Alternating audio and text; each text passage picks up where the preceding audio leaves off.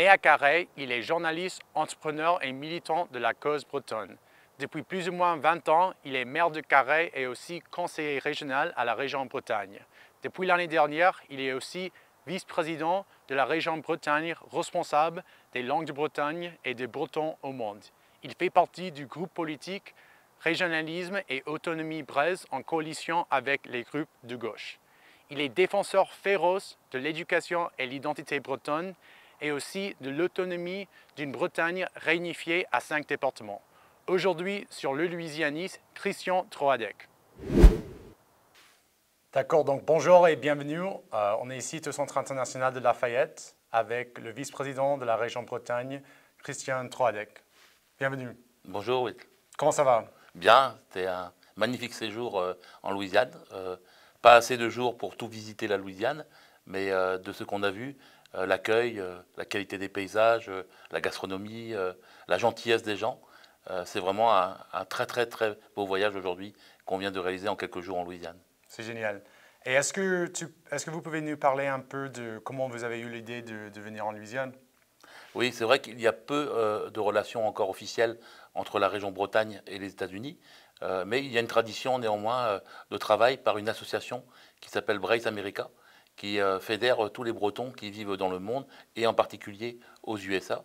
Et c'est aussi grâce à Charles Kergaravat, qui en est le président, que nous avons pris contact avec des personnes qui travaillent aussi pour la région Bretagne, en particulier Jacques Levaguerès, qui est directeur des affaires internationales, et Yann Rivalin, qui est chargé de mission et journaliste, qui a déjà réalisé un film ici sur la Louisiane.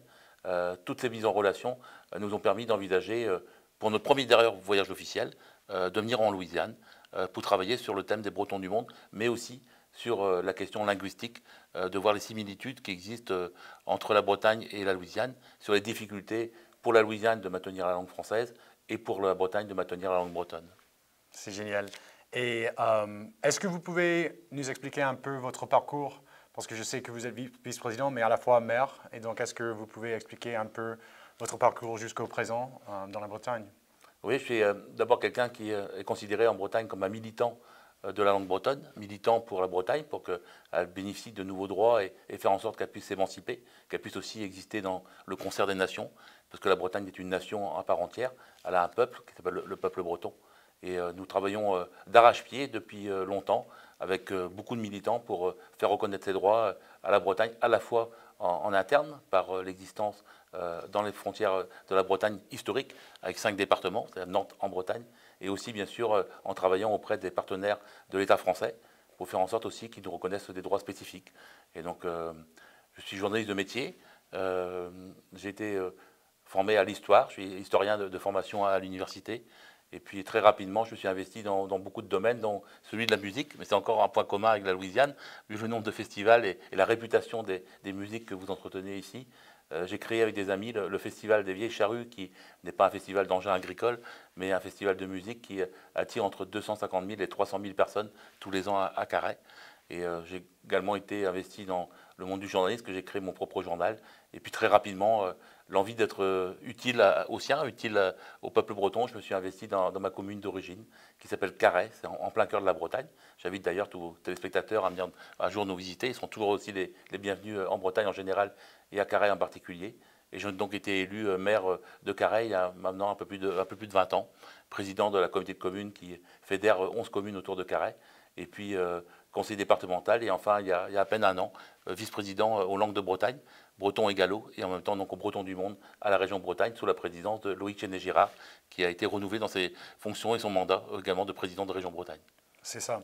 Et vous avez parlé du mouvement breton et ses efforts de faire reconnaître la Bretagne avec sa culture propre et ses langues propres, mais aussi son histoire nationale.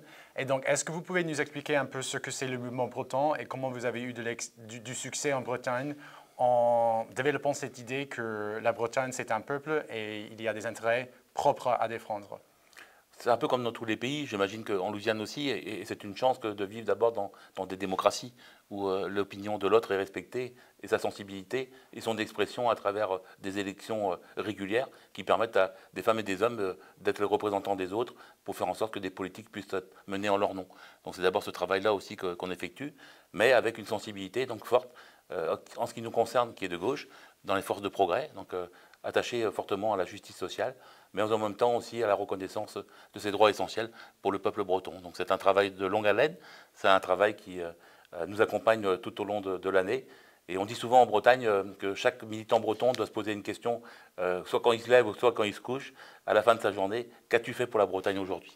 Et ça, c'est essentiel pour faire en sorte que tout simplement on vive heureux sur notre territoire, mais aussi en ayant à cœur tout le temps de penser à notre pays. Et c'est un axe essentiel en tout cas pour lequel nous nous mobilisons de plus en plus. Oui, et on connaît bien que en France, c'était pas forcément, même aujourd'hui, c'est pas si facile. Il y a une tradition très centrilatrice, très jacobine, on pourrait dire. Et donc, à travers les années, comment vous avez fait pour surmonter ces défis et pour vraiment avoir une identité très solide? Est-ce qu'il y avait des points d'inflexion particuliers à travers l'histoire? Oui, il y a des points bien sûr particuliers, mais il y a surtout aussi à travers, je répète parce que c'est important, c'est à travers aussi le combat démocratique. Savoir, ça reste un débat courtois qu'il nous faut entretenir aussi avec ceux qui ne pensent pas forcément comme nous, dont souvent le pouvoir à Paris, mais aussi en établissement, et ça peut s'accompagner de la cordialité ou du respect de l'autre, un rapport de force par les idées. Et il faut aussi d'abord en premier convaincre les siens. En politique, c'est bien sûr de savoir réunir et faire en sorte aussi de fédérer les énergies, les acteurs, fédérer les idées, en respectant chacune d'entre elles, mais en même temps en ayant toujours à cœur, et je crois que c'est l'essentiel en ce qui nous concerne, de se dire qu'il faut à tout prix que la Bretagne trouve des moyens pour garder et maintenir son identité, dans l'ensemble de son identité. Et ça, c'est un travail qui est important et auquel, évidemment, on consacre beaucoup de temps, tout en sachant que à travers la démocratie, c'est aussi à travers les scrutins, que certains nous sont favorables et que d'autres le sont moins.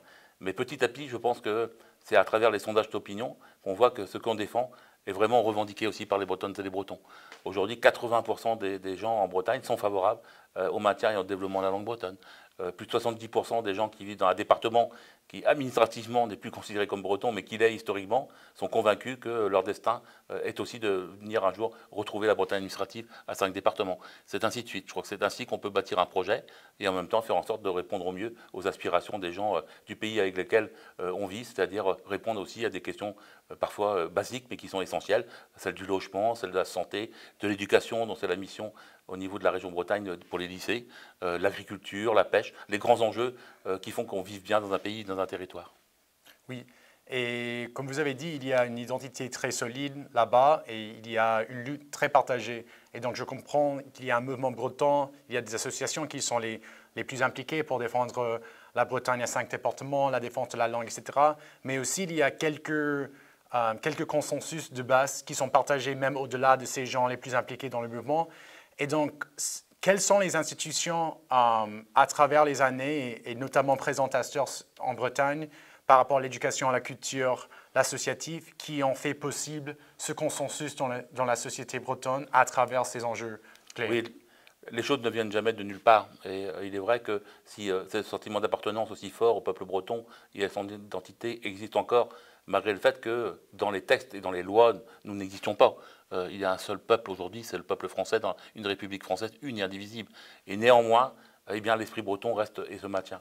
Tout simplement parce que sur le terrain, il y a un véritable maillage du territoire avec des acteurs locaux qui, comme je disais tout à l'heure, militent aussi sur le terrain. Chacun à sa façon, chacun aussi avec son expression et son envie, parce qu'il faut aussi prendre du plaisir dans ce qu'on fait. Certains, ça va être tout simplement en dansant dans des cercles celtiques qui permettent de maintenir à la fois les costumes qui ont été celles de différentes régions de Bretagne pendant des siècles, de la musique traditionnelle particulière, qui est aussi une expression spécifique à la Bretagne en tant que telle, mais aussi ça peut être dans le domaine de la gastronomie, ça peut être aussi dans des domaines comme par exemple, c'est difficile de citer tout ce qu'on pourrait avoir en idée, mais dans les sports traditionnels, on a des sports qui, dans la lutte par exemple, qui s'appelle le Gouren, il y a des écoles de Gouren, il y a des gens qui sur le terrain, tous les samedis et les dimanches, vont entraîner les jeunes enfants pour maintenir cette tradition aussi du sport celtique et du sport breton. Je crois que c'est le ciment de ce qui permet aujourd'hui d'avoir une expression commune, c'est le fait que les gens se sentent investis localement. Et c'est par la force locale que l'expression peut être possible et qu'elle peut aussi, après, obtenir des résultats en termes politiques. C'est ça. Et exactement pour ces raisons, on dit beaucoup que la langue, c'est essentiel pour un peuple. Et évidemment, ça, c'est un de vos responsabilités les plus importantes, mais c'est intéressant que je crois qu'on partage ça entre la Louisiane et la Bretagne, que même s'il y a des choses à développer et qu'il faut que ces identités et ce développement populaire et national soient plus solides, vous voyagez en Bretagne, vous voyagez en Louisiane et vous voyez que c'est un peu singulier à cause de la langue, mais aussi à cause des traditions qui existent ici ou qui existent en Bretagne et existent nulle part par ailleurs. Et donc, en parlant de ça, je voulais vous parler de quelques-uns de comment ces traditions affectent l'actualité politique en Bretagne. Et je crois que c'est très intéressant, c'est quelque chose que vous avez en Bretagne. Vous avez des groupes politiques régionalistes qui est pas mal rare en France. Je sais que les Corses, des régionalistes sont au pouvoir, mais normalement, si des partis régionalistes existent, c'est rare qu'ils soient dans un gouvernement ou même qu'ils aient un groupe politique assez important dans une assemblée législative. Donc, est-ce que vous pouvez nous parler de ça, un peu de l'histoire des partis politiques ou des groupes politiques régionalistes et qui défendent la Bretagne comme telle? Ouais. Alors, raconter toute l'histoire de la Bretagne, ce serait trop délicat. Je pourrais paraphraser un Premier ministre français qui disait un jour à la table de l'ONU, je vous parle au nom d'un vieux pays. Il parlait de la France, évidemment, c'était au moment des décisions qui étaient prises par certains États d'entrer ou pas en guerre aux côtés des États-Unis face à l'Irak. En ce qui nous concerne, nous sommes aussi donc une vieille nation qui est donc très attachée à sa notion celte, c'est-à-dire du lien qui existe entre le Pays de Galles, l'Irlande, la Cornouaille dite anglaise aujourd'hui, ou même l'Écosse. C'est une nation qui a sa propre langue, donc on l'a rappelé tout à l'heure par rapport à la langue bretonne.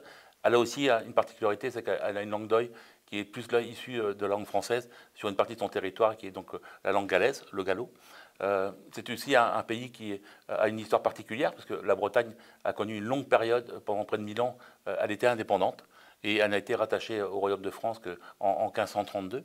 Et je crois que c'est aussi tout ce qui fait justement cette façon d'être, cette culture, cette identité, son histoire propre, qui perdure aujourd'hui dans le temps.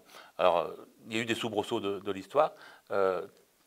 1789, qui est à la fois bien sûr la date de la Révolution française et qui amène à ce que le pouvoir qui était confié jusqu'alors aux nobles disparaît quasiment intégralement. La monarchie tombe, mais en même temps, les droits spécifiques que la Bretagne avait conservés de 1532 à 1789 tombent également. Il n'y a plus de parlement en Bretagne, il n'y a plus de politique spécifique, il n'y a plus d'autonomie du tout. On est véritablement définitivement sous le sigle et le signe de la France. Et ça amène à ce que des gens, très rapidement, voyant aussi que peut-être l'ensemble des intérêts bretons n'étaient pas pris en compte par l'État français, ont commencé à réfléchir à la capacité de retrouver au moins un degré d'émancipation permettant de pouvoir exercer sur des domaines précis des propres compétences.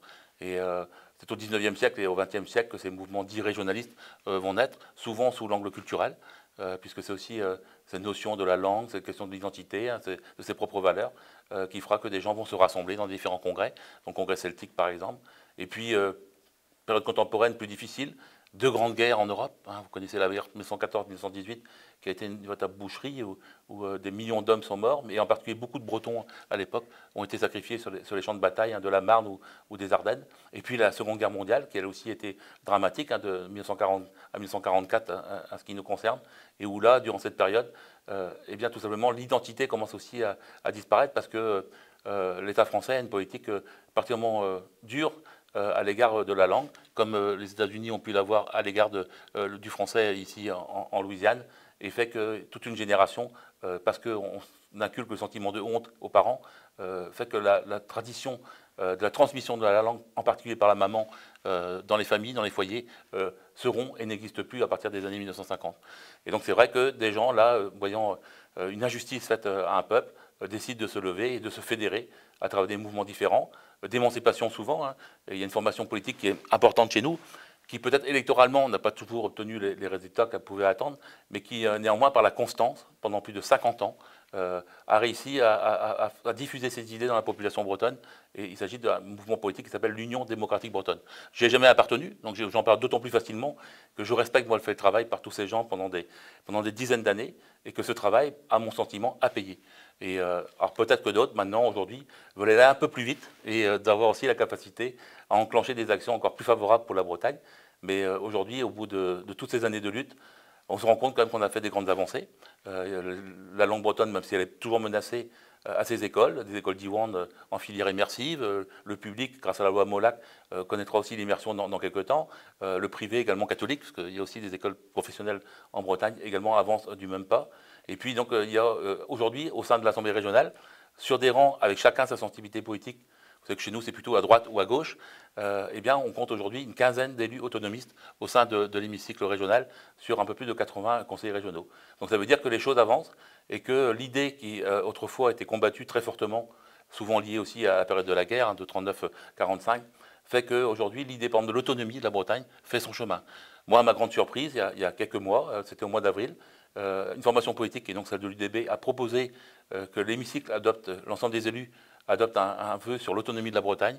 Il a été retravaillé par l'équipe de la majorité, et en particulier par le président Loïc Chéné-Girac, qui a été très courageux en la matière, parce que ce n'était pas gagné, même au sein de la majorité elle-même, que de pouvoir faire passer ce message.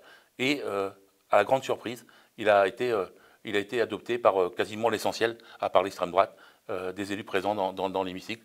8 groupes politiques sur 9 sont favorables aujourd'hui en Bretagne à l'autonomie de la Bretagne. Donc, comme quoi, il ne faut jamais désespérer, et il faut toujours aussi être constant dans ses convictions, avoir, comme on dit, une colonne vertébrale, et de se dire que de ce qu'on ne réussit pas aujourd'hui, eh ben, la génération future aura aussi la capacité et le mérite de reprendre le flambeau. C'est ce pourquoi on œuvre tous les jours. Moi-même, à titre personnel, je suis de la génération qui n'a pas eu la chance d'avoir la transmission de la langue bretonne dans la famille, mais il n'y aura eu qu'une génération de perdus. Mes enfants, mes 3 enfants avec Nadine, mon épouse, sont bretonnants et ont suivi l'enseignement de Diwan à Carhaix. Et donc aujourd'hui permettent aussi tout simplement de continuer à faire en sorte que cette chaîne de transmission de la langue puisse se poursuivre. Oui, c'est ça. Et je crois que c'est intéressant. J'étais au courant qu'il y a au moins 2 groupes politiques régionalistes, le vôtre et puis l'Union démocratique bretonne, ça s'appelle Braise Anglaise ou quelque chose comme ça. Oui. Et donc, ce qui est intéressant est que, comme vous avez dit, il y a des revendications des régionalistes, mais aussi il y a des revendications qui ont été reprises par la majorité, par des partis traditionnels. Et donc, évidemment, il y a l'autonomie de la Bretagne, l'éducation en immersion, mais un des grands sujets, comme vous avez mentionné, c'est Nantes en Bretagne. Et donc, quand j'étais en Bretagne il y a une année et un peu, j'ai constaté ça à Nantes et puis dans d'autres parties de la Bretagne que c'était une revendication très importante. Il y avait des panneaux tout partout. Et donc, est-ce que vous pouvez nous parler un peu de où vous êtes avec cet effort de restaurer les frontières de la Bretagne et c'est quoi la stratégie avec l'État pour le futur? D'abord, au départ, on n'a pas demandé l'avis des gens de la région de Nantes de savoir s'ils acceptaient de se séparer de la Bretagne administrative et politique. C'est un décret de la période la plus trouble, la plus sombre de l'histoire de la France, de la collaboration avec le maréchal Pétain, qui avait rejoint le camp d'Hitler, qui a séparé la Loire-Atlantique, ça s'appelait la Loire inférieure à l'époque, de la Bretagne administrative et politique en 1941. Et depuis, on se bat pour faire en sorte qu'on revienne à une décision beaucoup plus respectueuse de l'histoire et de l'identité des gens, que donc la Loire-Atlantique puisse revenir avec la Bretagne administrative. Mais malgré le temps aussi, puis surtout malgré des campagnes de communication très fortes menées par la région qui s'est constituée autour de Nantes, qui s'appelle les Pays de Loire, eh bien jamais cette identité n'a disparu. C'est resté dans la tête des gens. Comme quoi, malgré le matraquage, on peut parfois désespérer en disant qu'on n'y parviendra pas, mais en réalité, dans la tête des gens, on dit aussi qu'il faut toujours faire confiance à l'intelligence des gens. Et là aussi, les gens, tout simplement, se disent non, on n'est pas dans une autre région que la Bretagne. Et donc ce travail-là, il est en train de payer aussi aujourd'hui, parce que la mobilisation par le territoire lui-même de la région de Nantes est en train de payer. Des gens ont décidé là-bas de faire en sorte de demander à l'État français qu'en 2024 se tienne un référendum permettant la réunification. Évidemment, si le oui l'emportait au terme de ce référendum d'une consultation populaire. Il n'y a rien de plus démocratique que de poser la question aux gens et de voir si cette réponse après permet d'obtenir le résultat attendu.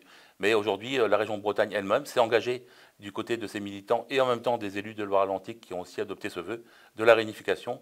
Et donc d'ici 6 mois à 1 an, après un cahier des charges qui va nous permettre aussi de donner la possibilité aux gens d'avoir toute l'information nécessaire, de savoir ce que représenterait demain une réunification de la Bretagne, et bien de faire en sorte que ce référendum puisse se tenir. Et on a bon espoir que d'ici maintenant dans 1 an et demi, qu'il se tienne et que très rapidement ensuite, on puisse retrouver ces 5 départements qui sont unis comme les 5 doigts de la main. Exactement. Et puis, un autre sujet de l'actualité, un autre sujet, c'est la question des langues, les deux langues de la Bretagne. Si je comprends bien, il y a des efforts à ce pour trouver un équilibre entre les panneaux breton et gallo, et comment est-ce que vous incorporez les trois langues aussi avec le français dans les panneaux et puis dans l'espace public. Donc, est-ce que vous avez des idées de comment vous faites l'équilibre entre les trois? La vraie difficulté, c'est quand vous avez dit à tout le monde pendant des dizaines d'années que vous êtes toujours le plus beau ou le meilleur. Moi, je suis pas, enfin, on ne pense pas comme ça. Je crois que le monde, il est tellement divers qu'il doit exister à travers toutes ses composantes. Et plein de pays ne posent pas la question de cette manière-là. Dans certains États, il y a 3, 5, 10 langues qui cohabitent. Et ça ne pose strictement aucun problème. Mais il y a eu une sorte de nationalisme français au 19e et 20e siècle qui a conduit à ce que certains considèrent que la France, et ce qui est vrai, a aussi beaucoup de qualités, c'est le plus beau pays du monde. Moi, je viens de connaître la Louisiane. Je trouve que la Louisiane est belle aussi. On me dit que les Champs-Élysées à Paris, c'est la plus belle avenue du monde. Elle est belle, l'avenue, mais je connais d'autres avenues dans d'autres pays, dans d'autres capitales, et ce ne sont pas non plus pour autant, on ira dire que cette capitale-là est la plus belle du monde. Voilà. Je pense que la difficulté, elle vient de là, c'est que quand on est dans l'exclusivité et dans l'exagération, on n'accepte plus le droit à la différence. Et pour ça que demain, s'il y a capacité à donner, c'est ce qu'on revendique, une co-officialisation à la langue bretonne en Bretagne, comme aussi pour le gallo, que 3 langues peuvent très bien s'exprimer sur un territoire. Et que la question de savoir si 1, 2 ou 3 panneaux n'est vraiment pas essentielle. Et que les 3 panneaux, ça se voit aussi en Italie ou dans d'autres pays où il y a une langue locale, il y a une langue régionale, et puis il y a une langue qui est celle de communication générale, comme on dit, et que les 3 langues peuvent très bien cohabiter. Et moi, je crois à la cohabitation des 3 langues. Oui, tout à fait. Et puis finalement, vous avez mentionné un peu auparavant que le combat breton s'est inspiré d'autres combats d'autres peuples. Par exemple, en Espagne, le Pays Basque, les Catalans, d'ailleurs ma grand-mère du Galice, mais aussi au Canada, du Québec, les Acadiens, etc. Et donc, qu'est-ce que vous pensez des synergies potentielles entre les différentes nations ou régions qui, comme la Louisiane, comme la Bretagne, essaient de maintenir une identité propre et des symboles qui représentent cette identité dans la langue, dans un contexte qui peut être très, très difficile, où il y a beaucoup de homogénéisation. Et donc, comment est-ce qu'on peut fédérer les efforts? La chance d'abord, c'est d'avoir la possibilité de voyager. J'ai tout à l'heure, on vit dans des États démocratiques qui nous permettent de se déplacer, ce qui n'a pas été le cas ni pour les uns ni pour les autres, possible parfois pour certains États. Et ici, la chance qu'on a, par exemple, c'est de se retrouver. Brexit Erika a fait ce travail, la région Bretagne et vous-même aujourd'hui nous permettez de nous retrouver pour discuter. Il y a 5 jours, je ne vous connaissais pas. Mais aujourd'hui, j'ai la chance de vous connaître. Et on a vu qu'en peu de temps, il y avait déjà des valeurs communes, des synergies. On a vu qu'il y avait des choses qui étaient similaires, il y avait des similitudes entre la Louisiane et la Bretagne. Qu'est-ce que ça donnera demain? On ne sait pas, mais il y a l'intuition. Et l'intuition, c'est que quand le courant passe aussi fort, parce que c'est toujours une histoire humaine, c'est entre des femmes et des hommes qui à la fois décident de communiquer entre elles, et en même temps aussi d'avoir espoir de pouvoir peut-être créer demain des synergies sur des actions politiques communes, ou culturelles, ou associatives, quelles qu'elles soient. Ça peut être aussi sportives, culinaires, des échanges. Et ça, je crois à cette force-là. Parce que quand les gens se connaissent, ils apprennent de toute façon à s'apprécier et à travailler ensemble. Et moi, je crois aujourd'hui que par cette rencontre exceptionnelle qu'on a, grâce à vous, de rencontrer le peuple de la Louisiane, il existera des liens communs entre la Louisiane et la Bretagne. Maintenant, on va laisser le temps faire les choses, mais on sent les convictions sont là, on sent qu'on a des espoirs communs et qu'on peut échanger sur certains aspects, en particulier dans le domaine de l'éducation. On sait bien que nous, Will, toi comme moi, que pour enseigner une langue, il faut des enseignants.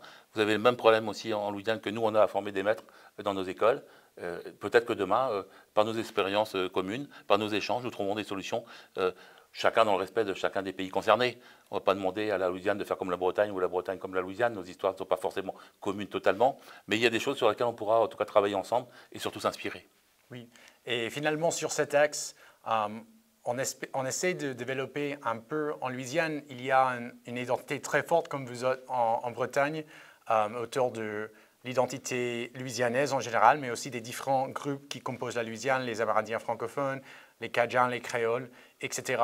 Mais c'est vrai qu'il n'y a pas encore un mouvement coordonné au niveau de l'État autour des intérêts du peuple louisianais.